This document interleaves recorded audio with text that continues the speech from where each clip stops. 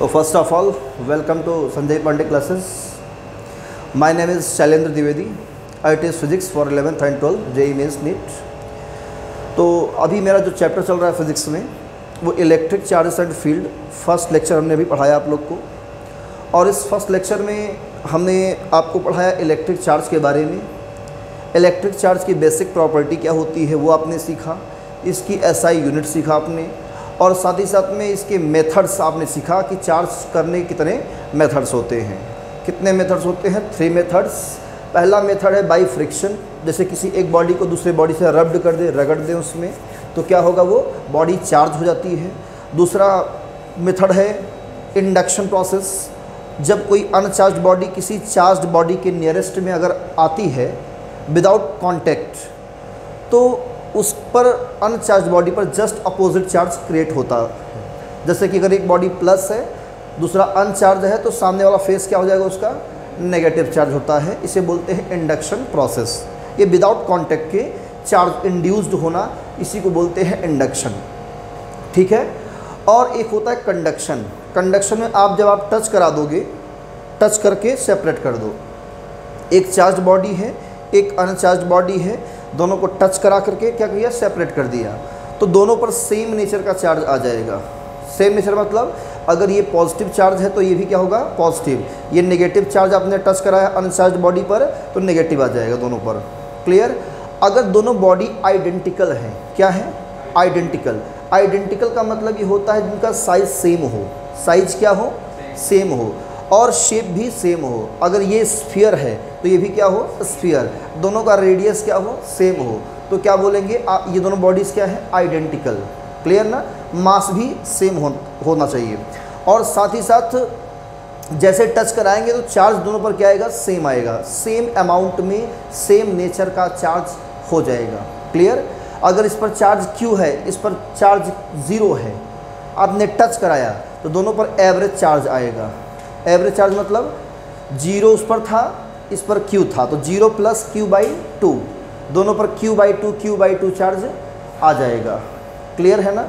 इसको बोलते हैं आइडेंटिकल। इस केस पर भी न्यूमेरिकल कभी कभी आ जाते हैं। ठीक है। तो ये है 3 मेथड्स ऑफ चार्जिंग। और आपने चार्जेस के बीच कूलम्स लॉ सीखा। कूलम्स लॉ क्या है, इलेक्ट्रोस्टैटिक फोर्स का एक कह लीजिए कि लॉ है। किसका लॉ है, इलेक्ट्रोस्टैटिक फोर्स का। मतलब फोर्स कैसे किस पर डिपेंड करता है ये कूलम्स ने बताया है। ये फोर्स क्या होता है, जैसे 2 चार्ज हैं, अब आपने चार्ज की और भी प्रॉपर्टी पढ़ रखी होगी, जैसे कि लाइक चार्जेस क्या करते हैं, रिपेल करते हैं, अनलाइक चार्जेस अट्रैक्ट करते हैं। तो ये अट्रैक्शन और रिपल्सन को हम लोग बुलाते हैं इलेक्ट्रोस्टैटिक फोर्स। कंबाइंड नेम क्या है, इलेक्ट्रोस्टैटिक फोर्स। और ये 2 टाइप्स का होता है, अट्रैक्शन और रिपल्सन। ठीक है ना। तो यही इलेक्ट्रोस्टैटिक फोर्स किस पर डिपेंड करता है, किन बातों पर डिपेंड करता है, और इसका नेचर कैसा होता है, क्या ये सेंट्रल फोर्स है, कंजर्वेटिव फोर्स है, बहुत सारी बातें इसमें बताई गई हैं। तो सेंटर्स को मिलाने वाली लाइन की ज्वाइनिंग के अलोंग ये लगता है ना, जो सेंटर्स को मिलाने वाली जो लाइन है, लाइन ज्वाइनिंग 2 चार्जेस। ठीक है ना। तो सेंटर्स को मिलाने वाली, किसको, सेंटर्स को, उसी के अलोंग में फोर्स लगता है। एक बार फिर से रिवाइज कर दे रहा हूँ आपके लिए। ठीक है ना। और बार बार अगर हम रिवाइज करें तो हमारा सिलेबस जो है पीछे हो जाएगा। तो हम केवल 5 मिनट लेंगे, सिर्फ 5 मिनट का पूरा रिवीजन कर देंगे जितना हमने पढ़ाया। तो ये सेंट्रल फोर्स होता है। कोई पूछे कि इलेक्ट्रोस्टैटिक फोर्स एक सेंट्रल फोर्स है, क्या बताओगे, यस। वाई, क्या रीज़न है इसका, आंसर क्या लिखेंगे, this force acts along the line joining of the centers of 2 bodies या 2 charged bodies। क्लियर। इसलिए इसे हम लोग क्या कहते हैं, सेंट्रल फोर्स। और ये कंजर्वेटिव फोर्स है। मतलब ये अगर इस फोर्स से कोई भी आप वर्क डन करोगे, क्या करोगे, वर्क डन यानी कैलकुलेट करेंगे वर्क, तो वर्क इस पाथ पर डिपेंड नहीं करता कि किस पाथ से आपने ये वर्क किया, उस पर डिपेंड नहीं करता। इसलिए ऐसे फोर्स को हम लोग कंजर्वेटिव फोर्स कहते हैं। तो ग्रेविटेशनल फोर्स भी कैसा फोर्स होता है, कंजर्वेटिव फोर्स। आपका इलेक्ट्रोस्टैटिक फोर्स भी कैसा होता है, कंजर्वेटिव फोर्स। ये दोनों में सिमिलरिटीज़ हैं। क्लियर। दोनों ही इस इनवर्स स्क्वायर लॉ को फॉलो करता है, 1/r² पर डिपेंड है। दो चार्जेस को नज़दीक रखोगे तो ज़्यादा फोर्स से रिपल्सन होगा, अट्रैक्शन होगा, दूर रखोगे तो कम फोर्स से क्या होगा, अट्रैक्शन रिपल्सन होगा। क्लियर। डिस्टेंस बढ़ेगा तो फोर्स क्या होगा, घटता जाएगा। क्लियर। तो यही है Coulomb's law, F = K Q1 Q2/r², हमने ये पढ़ रखा है, ठीक है ना। यही होता है F = K Q1 Q2/r²। Basically ये तब यूज़ करेंगे हम जब चार्जेस किस में हो, रेस्ट में हो। किस में हो, रेस्ट में हो, तब यूज़ करेंगे। दूसरा कंडीशन, चार्जेस के बीच में फ्री स्पेस हो। क्या होना चाहिए, फ्री स्पेस। अगर फ्री स्पेस है मतलब कि एयर या वैक्यूम है, तभी ये आप फोर्स अप्लाई करेंगे। जनरली केस में जो आपके बोर्ड एग्जाम में पूछेगा वो फ्री स्पेस पर ही देता है। मीडियम बहुत रेयर केस में क्वेश्चन आता है, तो जल्दी आता भी नहीं है, ठीक है ना।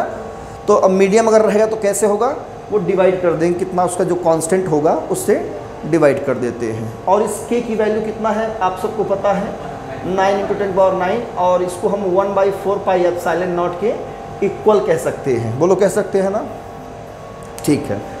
तो कूलम्स लॉ आपने पढ़ लिया। कूलम्स लॉ के बाद आपका आता है इलेक्ट्रिक फील्ड। क्या आता है, इलेक्ट्रिक फील्ड। इलेक्ट्रिक फील्ड क्या होती है, एक फील्ड है जनरली किसके सराउंडिंग, जैसे कोई चार्ज है उसके सराउंडिंग जो भी स्पेस है, अगर उसमें कोई दूसरा टेस्ट चार्ज अगर हम रखें, एक्सपेरिमेंट जिसके ऊपर करेंगे, वो अट्रैक्शन या रिपल्सन का एक्सपीरियंस करे, तो ऐसे स्पेस को हम लोग क्या कहेंगे, इलेक्ट्रिक फील्ड, ठीक है ना। और जिस चार्ज के बारे में बात करेंगे, ऐसे चार्ज को सोर्स चार्ज कहेंगे। क्या कहेंगे, सोर्स चार्ज। और जिसके ऊपर एक्सपेरिमेंट करते हैं उसे टेस्ट चार्ज कहेंगे, Q0 से डिनोट करते हैं, ठीक है ना। अब हमने आपको बताया इलेक्ट्रिक फील्ड का जो इंटेंसिटी होती है, इंटेंसिटी मतलब उसकी स्ट्रेंथ, कैपेसिटी, किससे डिनोट करते हैं, E से। यही पढ़ा है ना आपने, किससे डिनोट करते हैं, E से। और E = होता है force upon test charge Q0, यही होता है ना, पढ़ रखा है इसको। SI यूनिट न्यूटन पर कूलम्ब होती है। एक कॉन्सेप्ट और ध्यान रखिएगा, जैसे मान लो ये एक इलेक्ट्रिक फील्ड बनी हुई है, इलेक्ट्रिक फील्ड है, इलेक्ट्रिक फील्ड की वैल्यू सब जगह कितना है, E है। अगर यहाँ +Q चार्ज रखोगे तो इस पर फोर्स किस डायरेक्शन में लगेगा, सोच के बताइए। अगर ये +Q चार्ज है तो इस पर फोर्स किस डायरेक्शन में लगेगा, तो पॉजिटिव चार्ज है, इलेक्ट्रिक फील्ड में रखा गया है, तो इस पर फोर्स लगेगा in the direction of electric field. किसके डायरेक्शन में लगेगा, in the direction of electric field force लगेगा। क्लियर। और जब भी इस फोर्स की वैल्यू निकालनी है तो इस चार्ज में इस इलेक्ट्रिक फील्ड का मल्टीप्लाई कर देंगे यहाँ से। क्लियर। तो F = कितना आएगा, charge into electric field. Clear है। नेगेटिव चार्ज है तो इस पर फोर्स लगता है इलेक्ट्रिक फील्ड के अपोजिट, कितना, F लगेगा। इसकी वैल्यू क्या बताएंगे, QE। ये माइनस साइन से कोई मतलब नहीं है, माइनस ये इंडिकेट करता है कि फोर्स का डायरेक्शन किधर है। क्लियर। बट वैल्यू क्या बताएंगे उसका, QE। क्लियर है। ये इंपॉर्टेंट पॉइंट है, बहुत इंपॉर्टेंट। कोई पॉजिटिव चार्ज है, इसके कारण कहीं पर भी इलेक्ट्रिक फील्ड का डायरेक्शन बताना है, तो डायरेक्शन किधर होगा, इलेक्ट्रिक फील्ड से अवे होगा, की तरफ नहीं होगा बेटा, किधर होगा, इलेक्ट्रिक फील्ड से अवे। जैसे हमने कहा ये पॉइंट है P, ठीक है, यहाँ पर इलेक्ट्रिक फील्ड का डायरेक्शन बताना है, तो डायरेक्शन किधर होगा, इस डायरेक्शन में इलेक्ट्रिक फील्ड होगी। क्लियर। अगर यही नेगेटिव चार्ज से हम पूछे तो क्या होगा डायरेक्शन इसका, इसका डायरेक्शन होगा toward the electric field. Clear है। तो इस पॉइंट को याद रखना। और electric field due two point charge, जैसे हमने कहा कि ये पॉइंट है +Q, यहाँ से R डिस्टेंस पर हमको इलेक्ट्रिक फील्ड बतानी है, यहाँ पे पॉइंट P है, यहाँ सोर्स चार्ज हमारा है, तो ये है पॉइंट चार्ज। क्या है, पॉइंट चार्ज। पॉइंट का मतलब बहुत छोटा सा नहीं पॉइंट का मतलब बहुत छोटा सा नहीं होता। मुझे भी आप पॉइंट चार्ज कह सकते हो, बोलो कह सकते हो। कब, अगर सपोज करो कि मेरे ऊपर ढेर सारा चार्ज है, पॉजिटिव चार्ज। क्लियर। तो मैं भी पॉइंट चार्ज हूँ। कब, जब हमारी जो साइज़ है और जहाँ पर हमारी इलेक्ट्रिक फील्ड निकाली जाएगी हमारे कारण, वो डिस्टेंस हमारे साइज़ से कंपेयर में बहुत ज़्यादा होगा, तो मैं क्या बिहेव करूँगा, एज अ पॉइंट चार्ज। अब जैसे कि मान लो कि ये मेरी साइज़ कितनी होगी, सपोज दैट कि 6 फुट मान लो भी यहाँ पे है, सपोज दैट थोड़ा कमी है 1 इंच रियलिटी मान लो एक अप्रॉक्स 175 सेंटीमीटर सपोज दैट। अब 175 सेंटीमीटर मेरी साइज़ है और मुझे इलेक्ट्रिक फील्ड निकालनी है 5 सेंटीमीटर पे या 10 सेंटीमीटर पे, 50 सेंटीमीटर पे, तो मैं क्या हूँ, तब पॉइंट चार्ज हूँ, तब हम पॉइंट चार्ज नहीं हैं। पॉइंट चार्ज कब होंगे, जब आप डिस्टेंस कितना लेंगे, कम से कम हमारा डबल लेंगे, कितना, हाँ 500 सेंटीमीटर सपोज दैट। तो ये डिस्टेंस क्या है, हमारे साइज से बहुत ज़्यादा है, तो मैं कैसा बिहेव करूँगा, act as a point charge. तो अब पॉइंट चार्ज का मतलब क्लियर हुआ। तो डिस्टेंस कंपेयर में उसकी साइज़ बहुत कम है, तो यहाँ पे जो इसका साइज़ है इस डिस्टेंस से क्या है, बहुत ही कम है, नेग्लिजिबल है बेटा। तो आप ऐसे चार्ज को क्या कहोगे, पॉइंट चार्ज। और तब पॉइंट चार्ज से किसी भी डिस्टेंस पर अगर इलेक्ट्रिक फील्ड निकालनी है तो मैंने डेरिवेशन कराया है, E=KQ/R²। ये फार्मूला होता है, माइंड में याद रखिएगा। अगर यहाँ +2Q कर दें तो यहाँ क्या हो जाएगा, 2Q। यहाँ अगर हाथी रख दे तो यहाँ हाथी हो जाएगा, यहाँ घोड़ा रख देंगे तो यहाँ पे भी घोड़ा हो जाएगा। मतलब जो भी चार्ज रहेगा यहाँ पे वो वैल्यू सीधा यहाँ पुट कर देंगे। ऐसा नहीं कि हर जगह +Q है तो +Q ही रहेगा, ऐसा ज़रूरी नहीं है। 2Q है, 5Q है, 10Q है, तो वहाँ पर हम 10Q रखेंगे। ये है पॉइंट चार्ज का मतलब। कुछ बच्चे सोचते नहीं पॉइंट चार्ज का मतलब सिर्फ +Q होता है ना।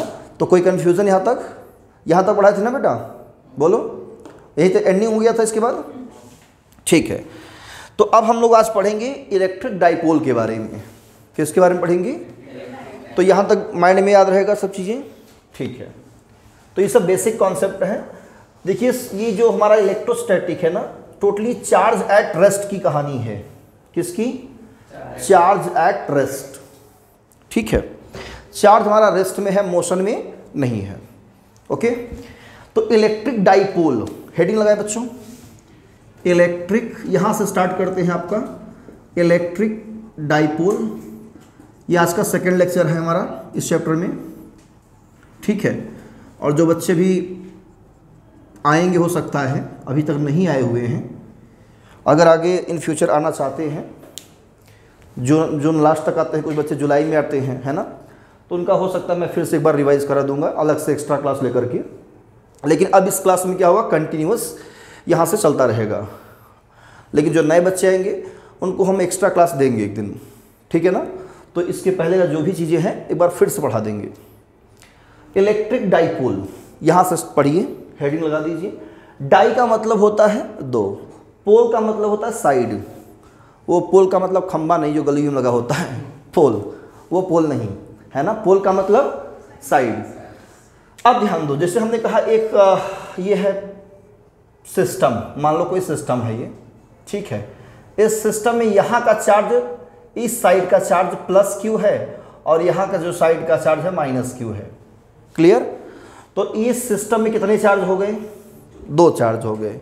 साइड में कितने चार्ज हैं, 2 चार्ज हैं। तो ये क्या है आपका, एक डाइपोल है, क्लियर। तो इलेक्ट्रिक डाइपोल क्या है, एक सिस्टम है। क्या है, सिस्टम। जैसे कि अब एग्जांपल में हम बात करें HCl का मॉलिक्यूल, HCl का जो मॉलिक्यूल होता है वो क्या है, एक डाइपोल होता है।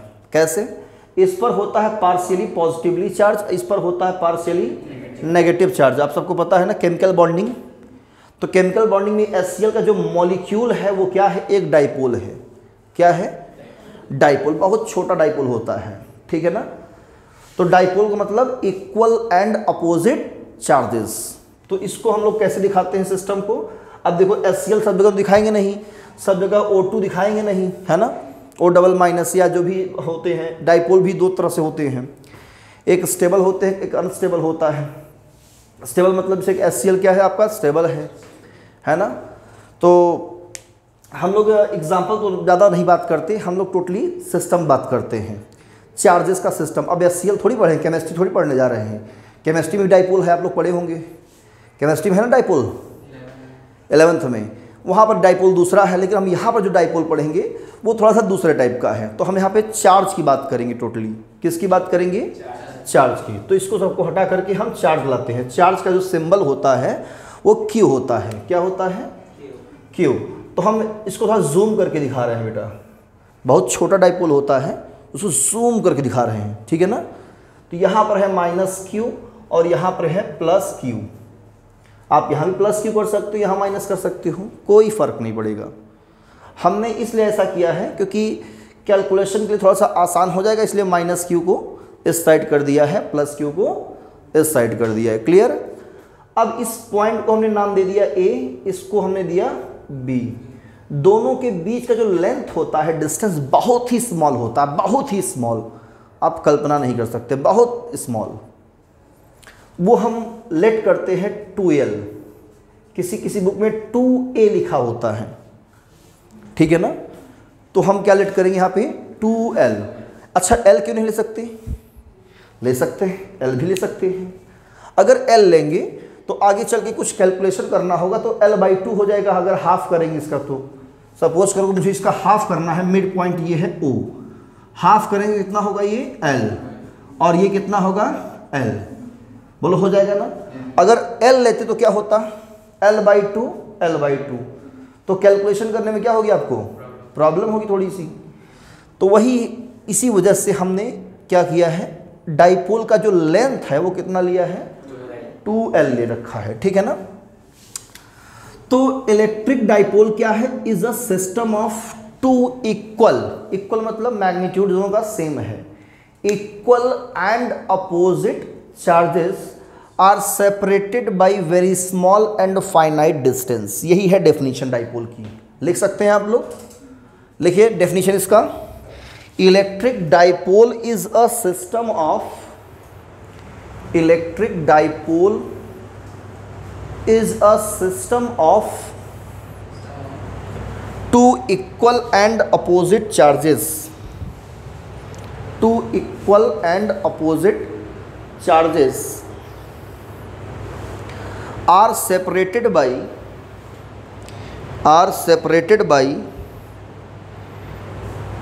very small and finite distance, very small and finite distance. Clear. इसमें लिखिए, in given figure AB is an electric dipole,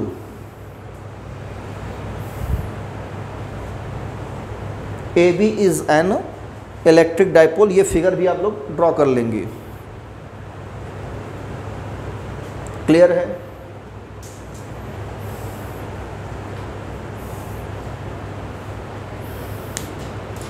second chapter में भी डाइपोल का हम लोग जिक्र करेंगे, ठीक है ना, इसलिए फर्स्ट चैप्टर को पढ़ना ज़रूरी था। अगर मैं सेकेंड चैप्टर से स्टार्ट करता फिज़िक्स, तो डाइपोल जब वहाँ पे हम जिक्र करते तो हो सकता है डाइपोल आपको कुछ कम समझ में आता। तो पहले इसी चैप्टर में डाइपोल को अच्छे से पढ़ लेते हैं, है ना, अच्छे से क्लियर कर लेते हैं। कोई पूछे डाइपोल लेंथ क्या होती है, यहाँ पे डाइपोल लेंथ, कोई आपसे पूछे बेटा कि डाइपोल लेंथ क्या होता है, तो दोनों चार्जेस के बीच का जो डिस्टेंस है उसी क्या बोलते हैं, डाइपोल लेंथ। ये कितना होता है, 2L। क्लियर। तो डाइपोल लेंथ मतलब चार्जेस के बीच का डिस्टेंस, वही है डाइपोल लेंथ कितना, 2L। याद रखना, सब बेसिक कॉन्सेप्ट्स हैं। कोई पूछे डाइपोल एक्सिस क्या होती है, डाइपोल एक्सिस, और डाइपोल एक्सिस को बोलते हैं एक्सियल लाइन। क्या बोलते हैं, तो ध्यान दो, दोनों चार्जेस को मिलाने वाली जो लाइन ज्वाइनिंग होती है, ये वाली लाइन बिल्कुल आर पार, ये पूरा जहाँ तक आप लाइन इमेजिन कर सको, जहाँ तक इमेजिन कर सको, वो लाइन क्या होती है, इसकी एक्सिस होती है या एक्सियल लाइन। इसी को हम लोग क्या बोलते हैं, डाइपोल एक्सिस, डाइपोल एक्सिस, या इसी क्या बोलते हैं, एक्सियल लाइन। क्लियर है। दोनों चार्जेस को मिलाने वाली लाइन पूरा आर पार बिल्कुल, ये क्या है, डाइपोल एक्सिस है। इसी को क्या कहते हैं, एक्सियल लाइन भी कहते हैं। ठीक है, ओके। कोई पूछे आपसे यहाँ पे कि इसका इक्वाटोरियल लाइन क्या होगा, तो इसका हम क्या करेंगे, परपेंडिकुलर बाइसेक्टर लेंगे। क्या लेंगे? हाँ, वो कहाँ से लेंगे बाइसेक्टर? इसके मिड पॉइंट से। तो हो जाएगा इससे 90 डिग्री पे ऐसे बिल्कुल आर पार। तो ये क्या है आपका परपेंडिकुलर बाइसेक्टर। ठीक है ना। और इसी का दूसरा नाम है इक्वाटोरियल लाइन। ध्यान रखना इसको, इक्वाटोरियल लाइन याद रहेगा ना। यहाँ से 90 डिग्री बनाते हुए आप कोई इमेजनरी लाइन ले जाओ आर पार बिल्कुल, इसी क्या बोलेंगे, परपेंडिकुलर बाइसेक्टर या इक्वाटोरियल लाइन। समझ में आ रहा अच्छे से? एक्सियल लाइन जब आपसे मैं पूछूंगा आगे चल करके कोई कैलकुलेशन में, तो आप पहचान लोगे ना कि हाँ सर यही एक्सियल लाइन है। अगर मैं गलत बनाऊंगा तो भी पहचान लेंगे आप लोग। तो एक्सियल लाइन क्या होगी? यही होगी। ठीक है ना। इक्वाटोरियल लाइन मिड पॉइंट से ओ से पास करेगा बिल्कुल परपेंडिकुलर। ठीक है ना। अच्छा, इसका नेट चार्ज कितना होगा डाइपोल का? नेट चार्ज ऑफ डाइपोल कितना होगा? कहोगे 0। दोनों चार्ज को ऐड करके बताओगे नेट चार्ज 0 होता है, याद रखना। ये सब MCQ वाले क्वेश्चंस हैं बेटा, MCQ में ये सब क्वेश्चन पूछ लेता है। Net charge of dipole is 0 Q 2Q minus 2Q ऐसे दिया रहता है ऑप्शन में। तो कुछ बच्चे सोचते हैं उसमें Q होता है, हमने देखा है तो Q टिक लगा देते हैं। कुछ लोग सोचते हैं नहीं Q 2 बार है इसलिए 2Q हो जाएगा, तो कुछ लोग 2Q लगा देते हैं, तो गलत कर जाते हैं। तो नेट चार्ज क्या होता है? 0, क्योंकि चार्ज हमेशा साइन के साथ ऐड होता है। एडिटिविटी आप पढ़ा है ना प्रॉपर्टी, एडिटिविटी वाली। तो प्लस Q माइनस Q क्या होगा? 0 हो जाएगा। अब चार्ज अगर 0 है नेट चार्ज, तो क्या नेट फील्ड भी 0 होगी? गलत। क्या नेट इलेक्ट्रिक फील्ड 0 होगी? नहीं होगी। नेट फील्ड 0 नहीं होती, याद रखना। नेट फील्ड 0 नहीं होगी। क्लियर? नोट कर लो ये पॉइंट्स। तो मतलब कोई ना कोई फील्ड होगी सराउंडिंग में, बोलो। पहले नोट कर लो, इतनी बात नोट कर लो पहले।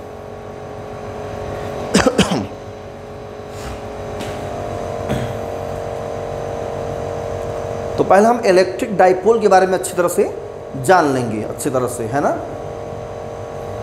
क्लियर बेटा? दिमाग काम कर रहा है अच्छे से? इसमें पढ़ा है सब कुछ चीज़ें?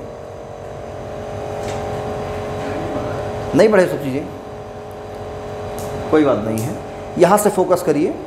कभी एक्स्ट्रा क्लास लेंगे तो कुछ पीछे का हम बेसिक क्लियर कर देंगे। जैसे मैंने कहा ये चार्ज है प्लस Q, तो इसके सराउंडिंग इलेक्ट्रिक फील्ड होगी, बोलो होगी ना।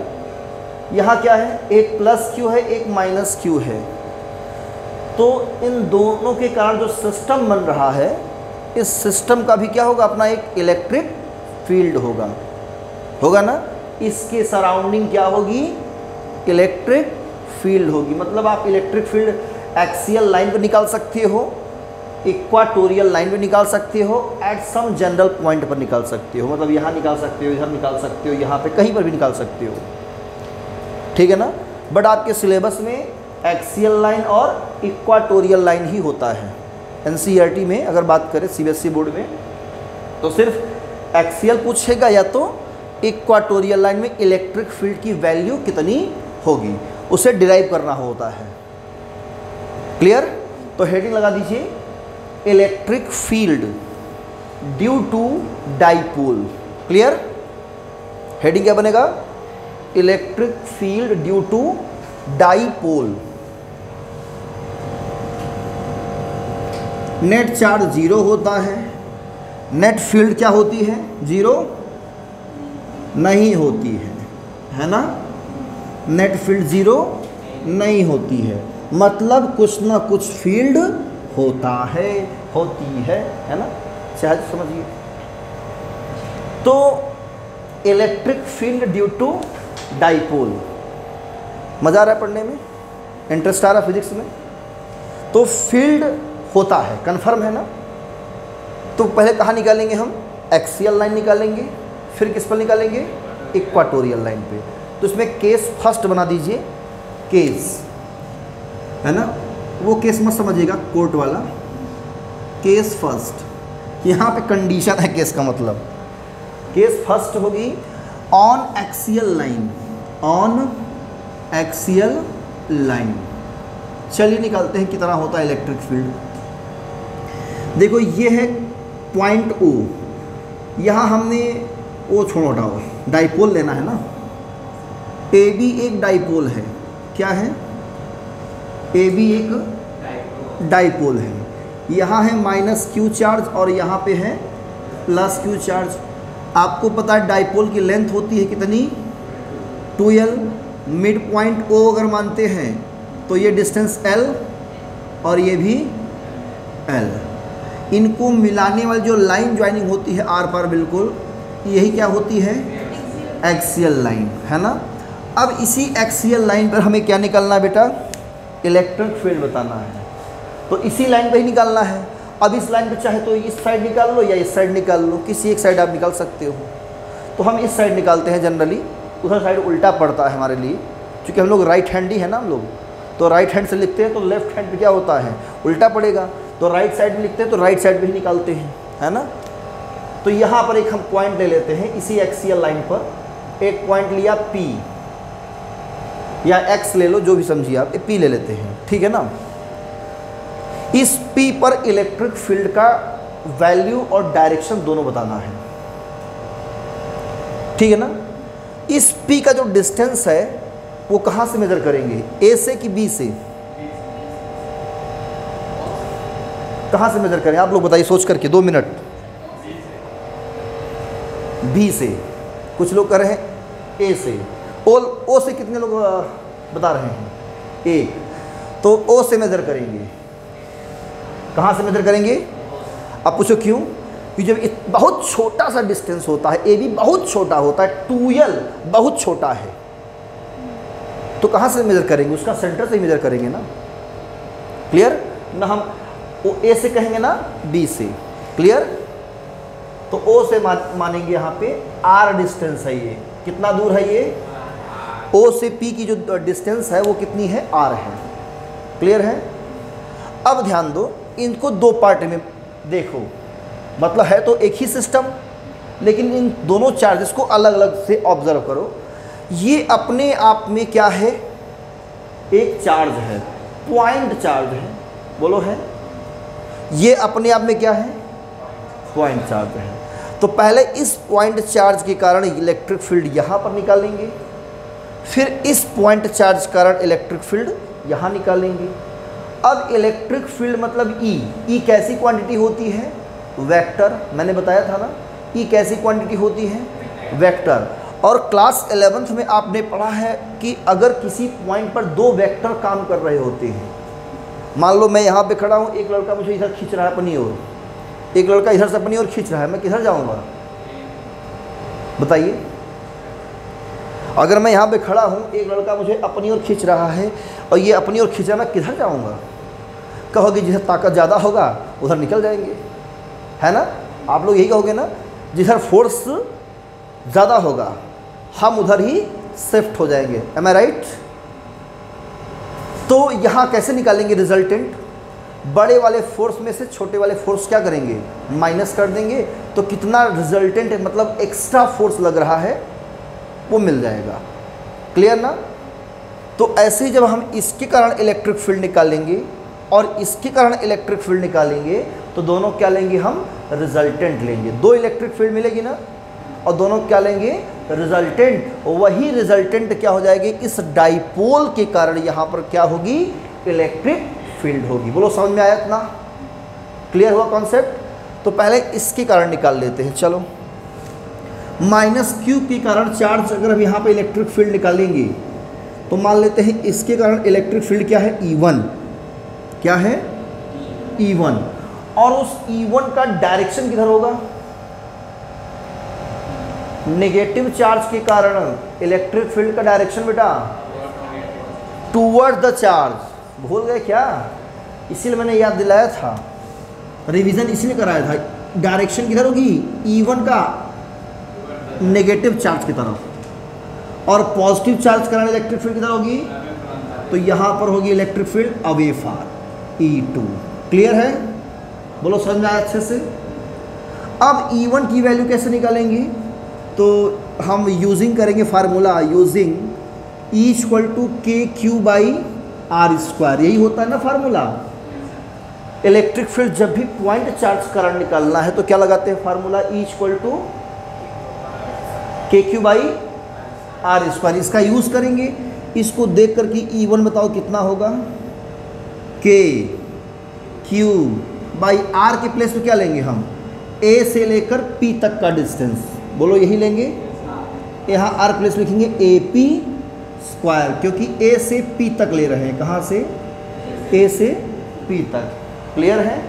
अब बताओ AP की वैल्यू कितना होगा? हाँ, AO प्लस OP। तो AP की जगह लिख सकते हो AO प्लस OP, यानी L प्लस R या R प्लस L, एक ही बात है, R प्लस L कह दो। ठीक है, तो E1 कितना मिलेगा हमें? K Q by R plus L का होल स्क्वायर। क्लियर है? ऐसे ही आप E2 निकालेंगे। कितना होगा? K Q by B P square, यहाँ से P तक का। क्लियर? बी पी स्क्वायर, ये B2P है बेटा। कहाँ तक है? B से P तक का है। क्लियर है? कोई कन्फ्यूज़न नहीं? गुड। अब जब E2 हमने निकाल लिया, अब BP की वैल्यू कितना होगी ये भी तो निकालना पड़ेगा हमें। गुड, बिकॉज BP कितना होगा यहाँ पे? R माइनस एल, मतलब यहाँ से ध्यान दो, ये कितना है आपका? R, यानी OP minus OB, OP minus OB यानी R माइनस L। तो फाइनली E2 कितना मिला? K Q by R minus L का होल स्क्वायर। तो हमने क्या किया? E1 और E2 कैलकुलेट कर लिया। अब ये E1 E2 कहाँ पर एक्ट हो रहा है? P पर। दोनों अपोजिट डायरेक्शन है। अब E1 अपने आप में एक बड़ा गुंडा है और E2 भी अपने आप में एक बड़ा गुंडा है। जो गुंडा ज़्यादा ताकतवर होगा उधर इलेक्ट्रिक फील्ड बढ़ जाएगी। तो अब आपको पता लगाना है E1 बड़ा है कि E2। कुछ बच्चे कह रहे हैं E2 बड़ा है। हाँ, गुड। हाँ, इसी फार्मूले से आप बता सकते हो R कम तो E, तो E1 वाले केस में R प्लस L क्या है? ज़्यादा है, तो E1 क्या होगा? छोटा, और R माइनस L कम है तो E2 बड़ा।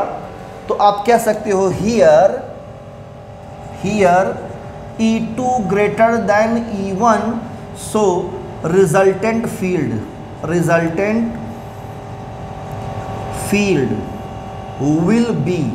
will be E equal to E2 minus E1, equation number first. और इसी में E1 E2 की वैल्यू ले आकर के क्या करना है? पुट कर देना है और आंसर आ जाएगा।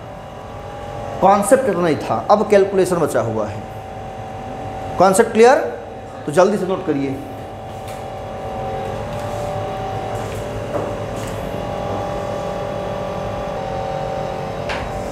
ओके, तो अब हम इसको करेंगे इरेज।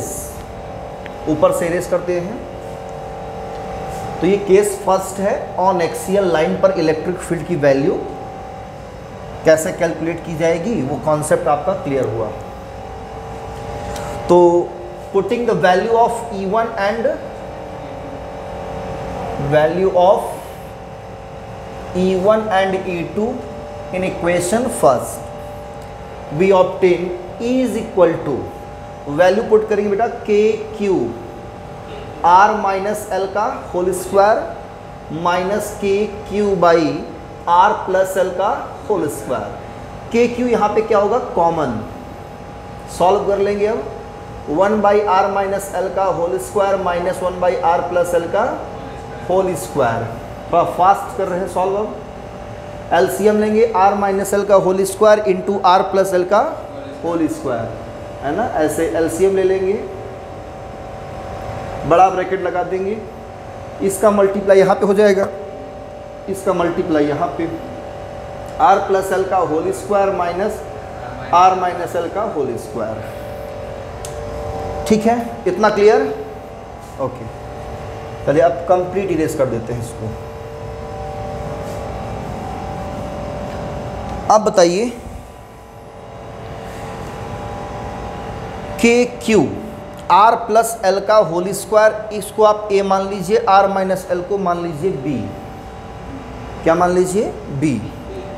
तो A square minus B square क्या होगा? A plus B, A minus B. ठीक है ना। के क्यू ब्रैकेट में ए प्लस बी यानी आर प्लस एल, ये ए हो गया plus R minus L, A plus B हो गया बेटा, और A minus B R plus L minus R plus L. Clear? इसको एक ब्रैकेट में कर देंगे यानी R minus L R plus L का होल स्क्वायर। ऐसे ये एल से एल कैंसिल, यहाँ आर से आर कैंसिल, के क्यू यहाँ 2r हो जाएगा, वहाँ 2l हो जाएगा, a plus B A minus B, A square minus B square, फिर पूरे का होल स्क्वायर। इतना इलेक्ट्रिक फील्ड आता है। इसको हम थोड़ा सा मॉडिफाई करेंगे, के क्यू इंटू 2l एक साथ लिखेंगे, 2r R square minus L square का whole square, equation number second. इतनी इलेक्ट्रिक फील्ड आती है।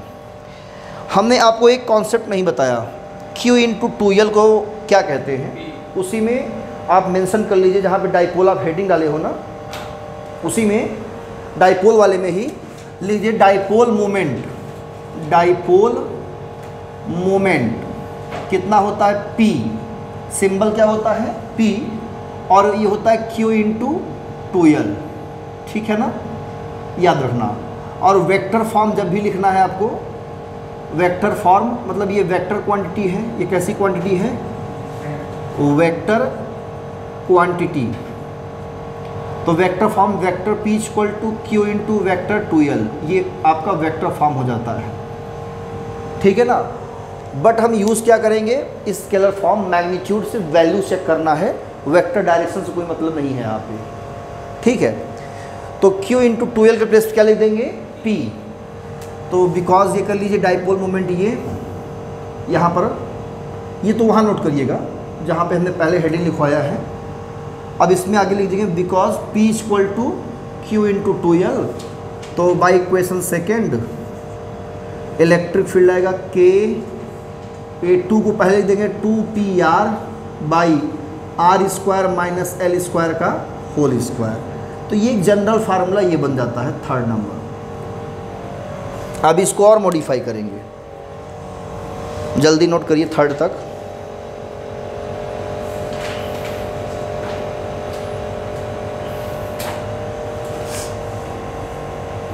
इस साइड इरेज करें, नोट कर लीजिए पहले।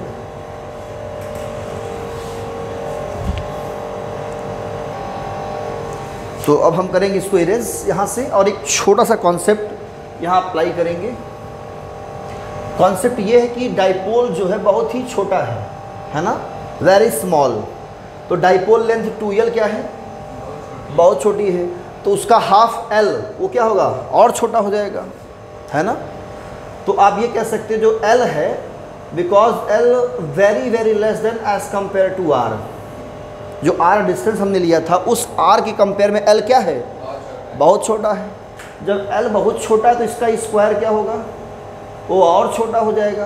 बोलो हो जाएगा ना। जैसे हमने कहा 0.5 50 कंपेयर में क्या है? बहुत छोटा है।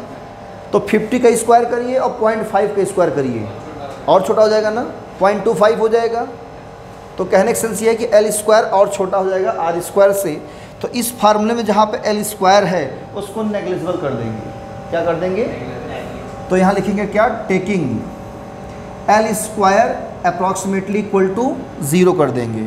तो by equation third electric field K 2PR upon, यहाँ 0 होगा तो ये r की पावर क्या बन जाएगा 4, तो r से एक r कैंसिल, क्यूब बचेगा नीचे, यानी e की वैल्यू कितना मिलेगा हमें, e की वैल्यू आ जाएगी k2p/r³।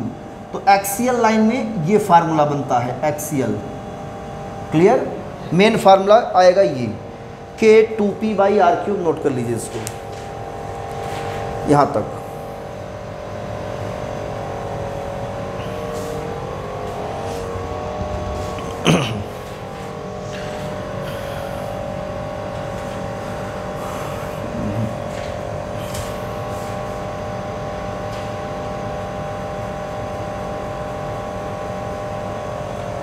तो एक्सेल में क्या याद रखेंगे, के, हाँ पॉइंट नहीं, इनटू 2p/r³, ठीक है ना, पॉइंट ना पढ़ना, इनटू है वो। चलो अब हमें करते हैं इसको इरेज, और केस सेकंड डालिए, on equatorial line, case second,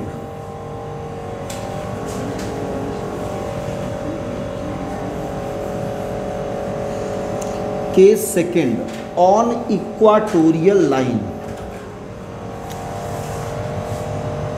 case second on equatorial line, है ना, इक्वाटोरियल लाइन पे हम क्या निकालेंगे, इलेक्ट्रिक फील्ड, है ना।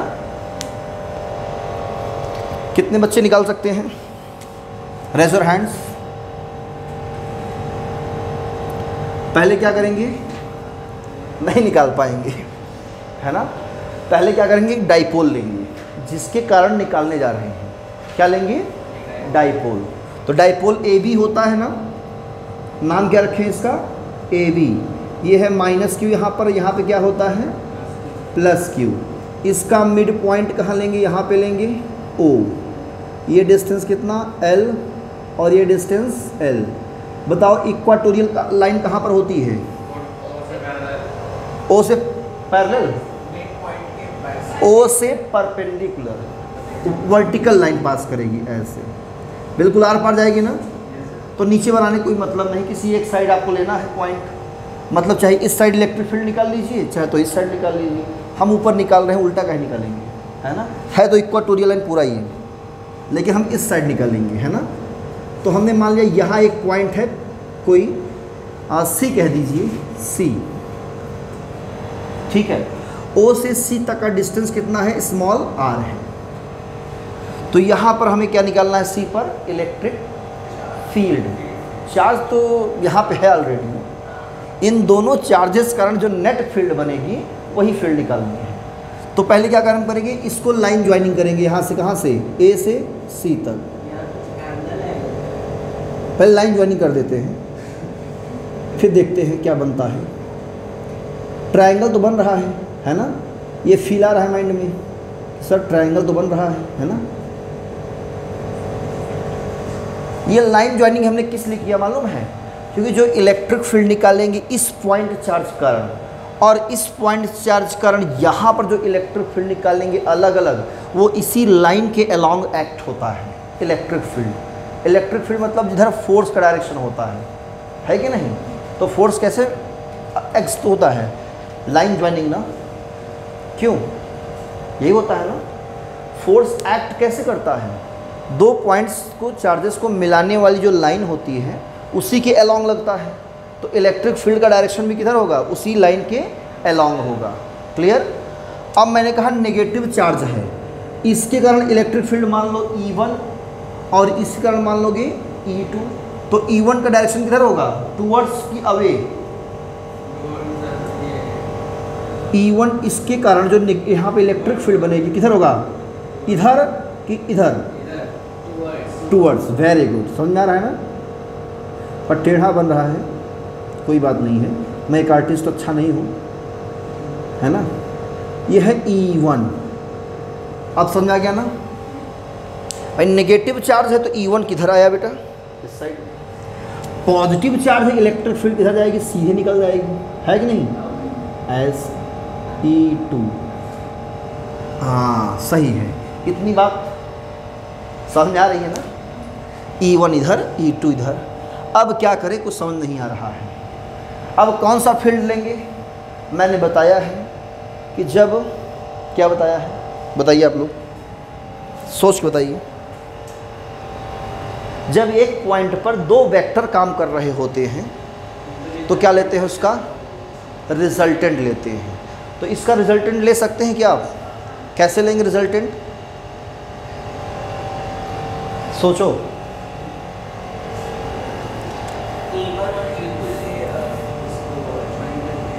देखो ये 90 डिग्री है ना, और ये भी क्या होगा 90 डिग्री। इस एंगल को मैं थीटा अगर मान लेता हूं, क्या ये एंगल थीटा होगा? हो जाएगा। कैसे?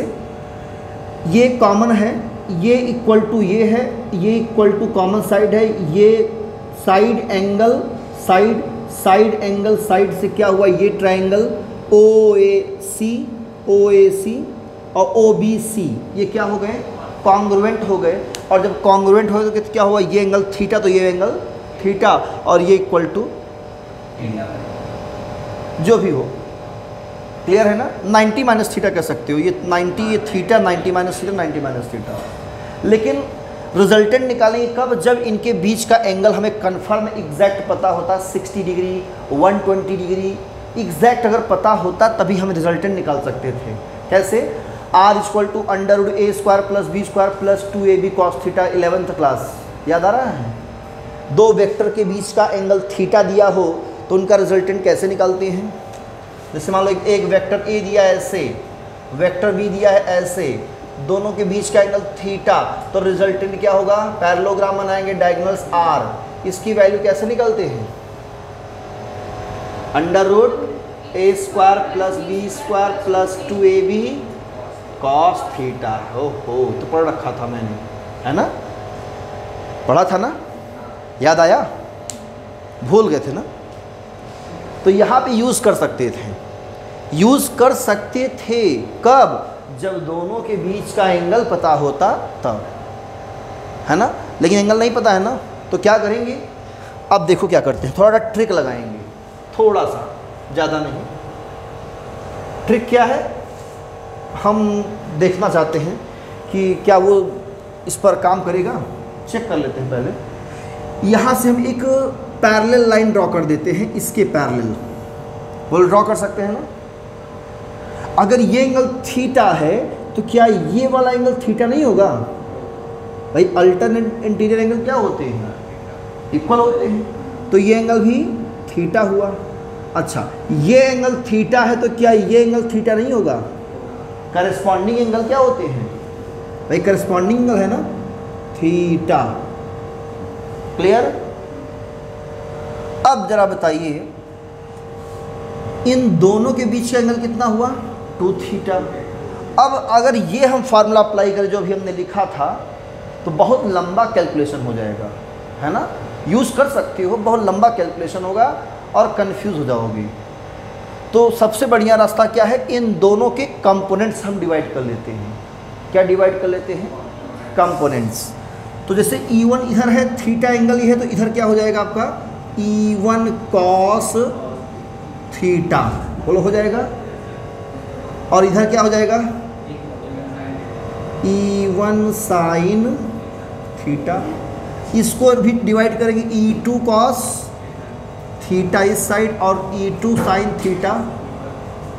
क्या हुआ बेटा? E2 sine theta. बोलो इतनी बात समझ में आया? क्लियर हुआ ना? इतनी बात क्लियर? तो डायग्राम बना लीजिए।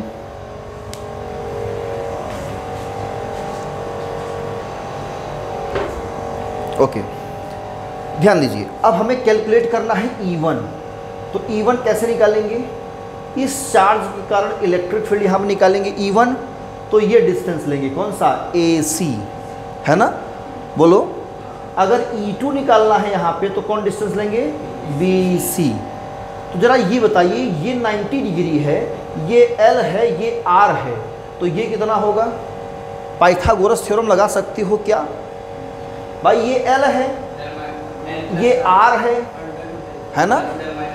ये 90 डिग्री, तो ये हाइपोटेनस हो गया, और दोनों का वैल्यू सेम होगा मेरे ख्याल से। यहाँ जो AC है ना, हियर AC इक्वल टू क्या है, BC, और कितना होगा ये under root R square plus L square. बोलो सही है ना, बोलो भाई। हाइपोटेनस का स्क्वायर क्या होता है, परपेंडिकुलर स्क्वायर प्लस बेस का स्क्वायर। तो बेस कितना है L और परपेंडिकुलर है R, रूट ले लोगे तो अंडर में ही बचेगा। अच्छा, अगर यहाँ से हम साइन थीटा निकालें किसी भी ट्राइंगल से, तो साइन थीटा कितना होगा, कहोगे परपेंडिकुलर अपॉन, यानी परपेंडिकुलर कितना है OC अपॉन AC, यानी OC कितना है R है और ये है under root R square plus L square. अच्छा, कॉस थीटा कितना होगा, बेस अपॉन हाइपोटेनस, यानी OA अपॉन AC। OA है कितना L by under root R square plus L square. तो ये हमने चीज़ें जो है कैलकुलेट कर लिया। अब जरा ये देखो, E1 साइन थीटा इधर है और E2 साइन थीटा ऊपर है। E1 और E2 की क्या वैल्यू सेम आएगी, क्योंकि ये जो डिस्टेंस है वो सेम है और चार्ज का अमाउंट भी सेम है। तो अगर आप electric field due two point charge apply करते हो फार्मूला, तो दोनों की वैल्यू सेम आएगी ना। तो ये वाले कंपोनेंट्स क्या करेंगे, दूसरे को कैंसिल आउट कर देंगे। तो पहले हम लिखेंगे बिकॉज E1 इक्वल टू कितना होगा, KQ बाई AC स्क्वायर ना, AC स्क्वायर। तो KQ बाई AC कितना है, यही है, तो इसका रूट हट जाएगा R square plus L square. E2 कितना होगा, KQ by BC square. BC भी कितना है, इतना ही है, तो KQ by R square plus L square. बोलो E1 E2 की वैल्यू सेम आई ना। जब E1 E2 same, because E1 and E2 are same at point C पर दोनों क्या है, सेम है।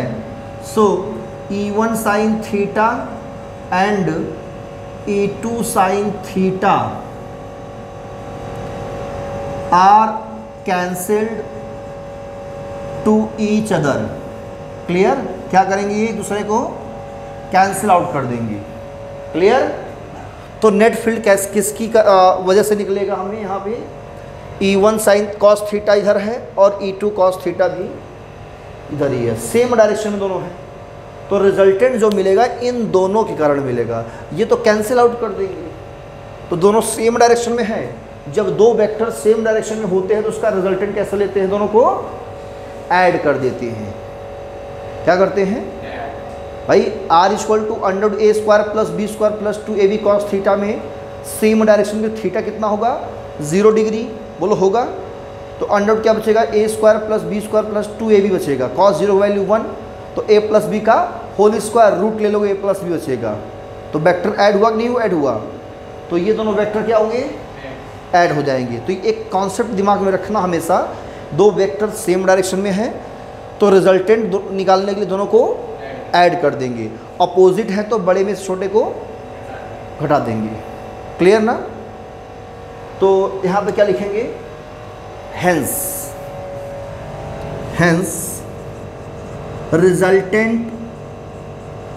Resultant field will be equal to E1 cos theta plus E2 cos, equation number 1। अब इस इक्वेशन में दो सभी वैल्यू क्या करेंगे, पुट करके सॉल्व कर लेंगे। क्लियर हो गया ना, नोट करिए यहाँ तक। तो बच्चों वीडियो पॉज करके आप लोग नोट कर सकते हैं।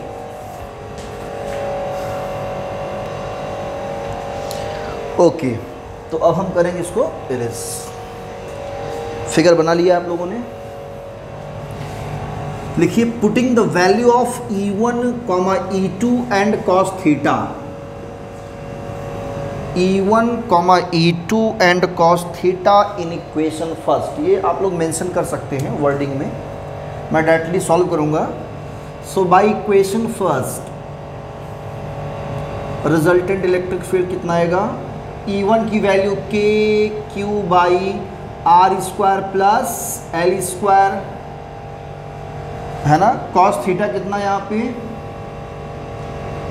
L by under root R square plus L square, और E2 भी सेम इतना ही लिखेंगे, K Q by R square plus L square into L by under root R square plus L square. Clear है, इतना ही लिखेंगे, मतलब जितना यहाँ पे है आएगा उतना ही यहाँ पर आएगा, सेम रिपीट हो रहा है ना। अगर आप इसको मानेंगे x, पूरे को x, तो ये पूरा क्या है, ये भी x होगा, तो x प्लस x कितना होगा 2x, मतलब ये 2 टाइम्स हो जाएगा किसी एक का, है ना। तो आप इसे ऐसे लिख सकते हो, और E = 2 times of K Q L by R square plus L square into, जो रूट है ना इसको पावर 1/2 लिख सकते हैं, क्या लिख लेंगे, हाँ पावर 1/2, रूट को यही लिखते हैं ना बेटा, रूट का मतलब हाँ पावर 1/2। अब इसको इरेज कर देते हैं, इसका कोई काम नहीं है, सब फालतू हो गया है ना, छाप लिए हो बढ़िया से, है ना। तो ध्यान दो, यहाँ पे क्या करेंगे हम, इस 2 को L के साथ मर्ज कर देंगे, Q × 2L ऐसे लिख देंगे, है ना, बाई बेस इक्वल है तो पावर्स क्या होंगे, ऐड हो जाएंगे, 1 पावर है तो 1 + 1/2 कितना 3/2, R square plus L square power 3/2, ये इलेक्ट्रिक फील्ड मिला। डाइपोल मोमेंट P कितना होता है, dipole moment P = Q × 2L, पढ़े हो ना, तो जहाँ Q × 2L वहाँ के लिए क्या लिख देंगे P। So it implies that electric field E K P by R square plus L square की पावर 3/2। इक्वेशन नंबर क्या बनाएंगे इसको, सेकेंड बनेगा ना इक्वेशन, इक्वेशन सेकेंड बना। यहाँ तक कोई डाउट नोट कर लीजिए। अब यहाँ पर भी वही एजम्पशन कॉन्सेप्ट, L बहुत छोटा है R से, है ना, तो एल स्क्वायर क्या होगा आर स्क्वायर से और भी छोटा, तो एल स्क्वायर क्या करेंगे नेग्लिजिबल कर देंगे, और नेग्लिजिबल कर देंगे तो फार्मूला मिल जाएगा, है ना, because L very very less than R, so L square very very very less than R square, taking L square approximately equal to 0, तो वहाँ 0 कर देंगे तो आर स्क्वायर की पावर 3/2, तो 2 से 2 क्या होगा कैंसिल, तो by equation second E = KP by RQ, ये मिला इक्वाटोरियल लाइन पे, इक्वाटोरियल इलेक्ट्रिक फील्ड याद रखना, एक्सियल में K2P/RQ, इक्वाटोरियल लाइन में KP/RQ। दोनों के लिए जो ग्राफ होगा वो एक ही होगा, distance versus electric field, distance versus electric field graph यही रहेगा, ठीक है, E = 1/RQ, ग्राफ यही रहेगा। क्लियर, हाँ, यहाँ फार्मूला क्या है R3, तो यहाँ पे हम R ही लिखेंगे, आप RQ भी कर सकते हो, डोंट वरी, ठीक है ना, इसका कोई मतलब नहीं है। R तो मतलब main distance versus electric field बतानी है, तो यही होगा, डिस्टेंस बढ़ेगा इलेक्ट्रिक फील्ड घटेगी, ठीक है ना। क्या टाइम हुआ है 55, तो यहाँ तक सफिशिएंट है आज के लिए, मुझे लगता है इस वीडियो में आज तक इतना बहुत है। इसके आगे नेक्स्ट क्लास में हम डिस्कस करेंगे, नेक्स्ट वीडियो में इलेक्ट्रिक फील्ड लाइंस क्या होती हैं और कुछ प्रॉपर्टीज़ पढ़ेंगे, और उन्हीं प्रॉपर्टीज़ से कुछ न्यूमेरिकल एनसीईआरटी में भी दिया हुआ है वो सीखेंगे, ठीक है ना। तब तक पढ़िए आप लोग यहाँ तक। रिवाइज करते रहिए। इस पर घर पे जाकर एनसीईआरटी क्वेश्चन एक्सरसाइज में दिया हुआ है, सॉल्व करने की कोशिश करें। फिर मिलते हैं नेक्स्ट क्लास में इलेक्ट्रिक फील्ड लाइंस नए टॉपिक के साथ। पढ़िए। All the best. Thank you.